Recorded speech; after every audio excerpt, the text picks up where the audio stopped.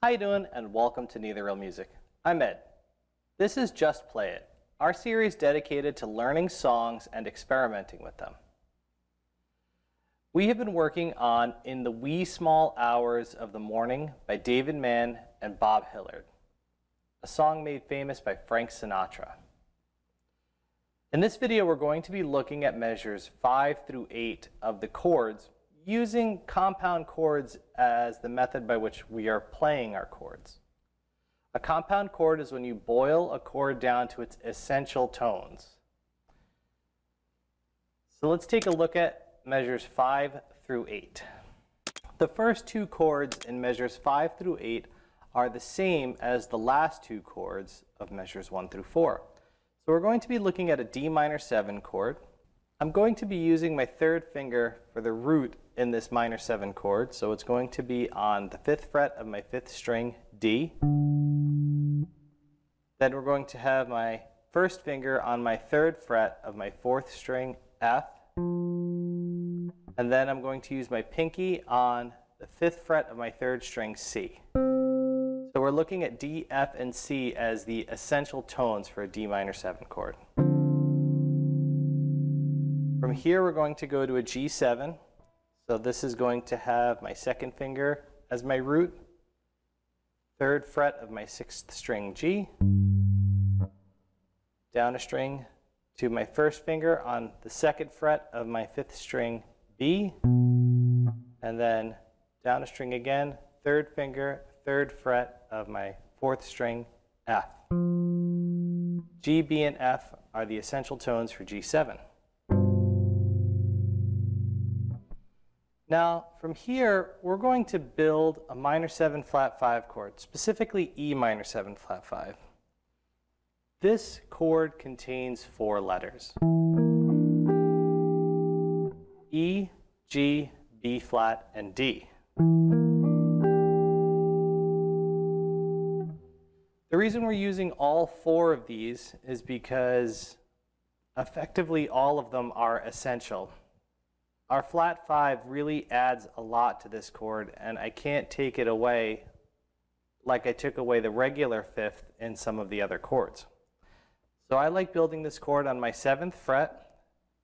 My first finger is going to be 7th fret, 5th string E. Then I'm going to use my 3rd finger on my 8th fret, which is the note B flat. Now I'm going to use my 2nd finger on my 7th fret of my 3rd string, and that's the note D. And now my pinky is going to go on my 8th fret of my 2nd string, G. And you play those all together.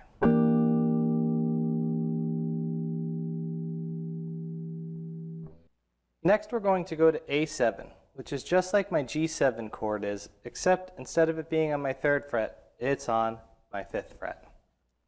So from here, we're going to use the note A, which is my 5th fret on my 6th string, down to C sharp, which is 4th fret of my 5th string, and I'm going to use my 3rd finger, 5th fret, 4th string, G.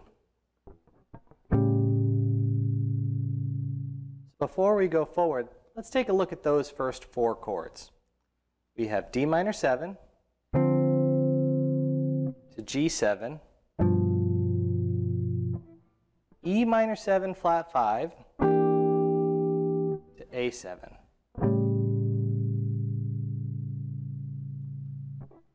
So from here, we're going to go to F sharp minor 7 flat 5. If you remember the shape of your E minor 7 flat 5 and you move it up 2 frets, we have our F sharp minor 7 flat 5. And in that we have F sharp, A, C, and E. F sharp, C, E, A.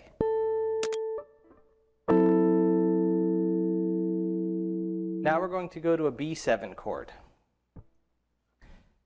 If you have your G7, your A7, your B7 is going to be the same shape, but on our 7th fret for the root. So we're going to have B, D sharp, and A.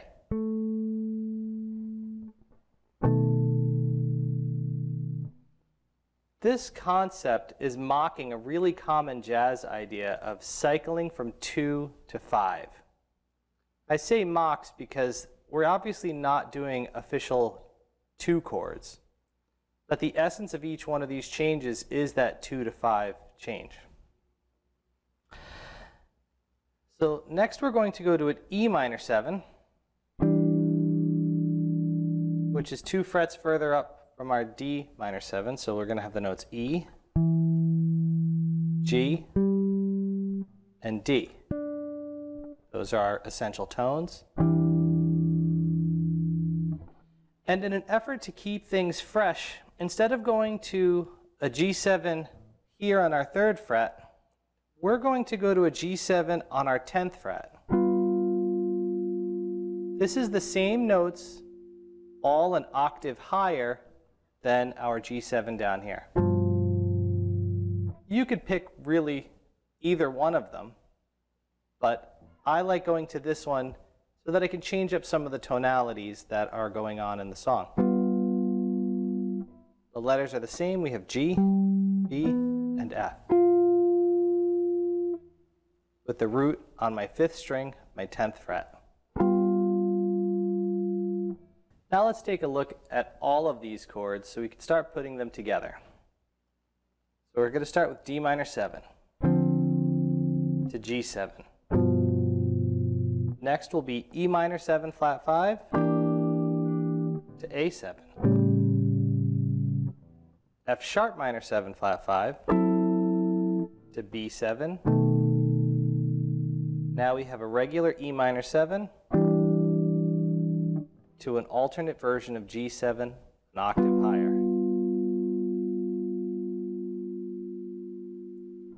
Let's try that out with a little bit of time and a tab.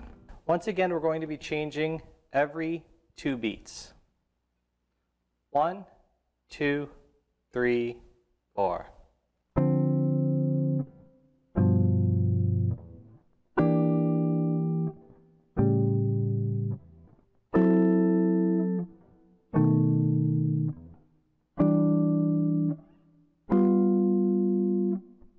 Now let's take a look at this with a tab. 1, 2, 3, 4.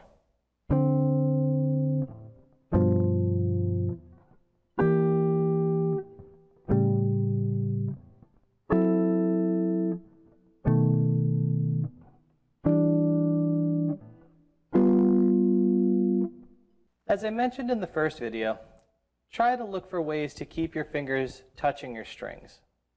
Leave them like little trains on the track. You don't always have to push down everything. This will make sure that you are in the right position at the right time when you move from one section of the guitar to the other. These chords are movable, so you do want to take a moment to identify them as minor 7 or major 7. This way you can use these chords again in the future for other songs.